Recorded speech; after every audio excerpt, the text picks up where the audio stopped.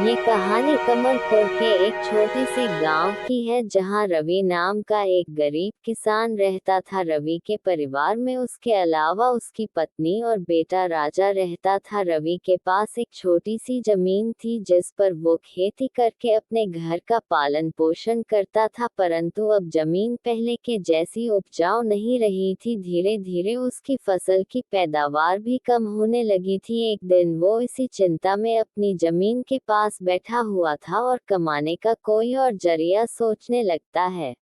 दिन प्रतिदिन मेरे खेत से उगने वाली फसल कम होती जा रही है। मुझे कोई और जमीन लेकर काम करना होगा या कोई और कमाई का जरिया ढूंढना होगा, पर अब मैं उसे जमीन को भरोसे नहीं रह सकता हूँ। चलो एक बार आरती से बात करते हैं। रवि तुरंत अपने खेत से घर के लिए निकल जाता है। घर पहुंच के सबसे पहले अपनी पत्नी को आवाज लगता है, आरती जरा यह आना, तो तुमसे एक जरूरी बात करनी है। रवि की आवाज सुनकर आरती वहां आ जाती है। बोलिए, आपने मुझे बुलाया क्या? आरती, मुझे तुमसे एक जरूरी बात करनी है और तुम्हारी राय जाननी है।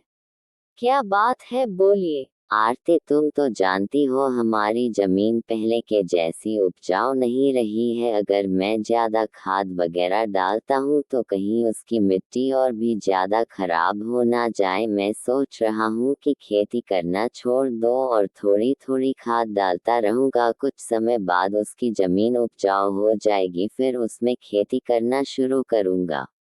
हाँ, ये सही रहेगा। इससे आपकी जमीन भी सही रहेगी और उसमें उगने वाली फसल भी अच्छी होगी। पर तब तक मैं क्या करूँगा? मेरे पास तो और कोई जमीन भी नहीं है। घर का खर्च चलाने और राजा को पढ़ाने के लिए मैं कहाँ से पैसे लाऊंगा? आप एक काम क्यों नहीं कर रहे, एक बार जाकर गांव के मुखिया जी से एक बार मिल लीजिए। वो तो बहुत अच्छे हैं, वह आपकी जरूर कोई ना कोई मदद करेंगे। आरती, यह ठीक रहेगा क्योंकि मुखिया जी अगर कोई नया काम करने को बोलेंगे तो वह उसमें भी मदद करेंगे। तो ठीक है आरती, तो मैं कल सुबह सुबह मुखिया जी से मिलने जाऊंगा।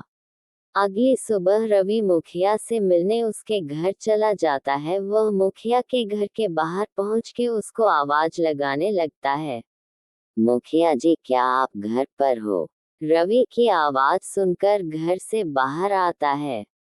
बोल रवि बेटा, क्या हुआ? मुखिया जी, आपकी एक मदद चाहिए।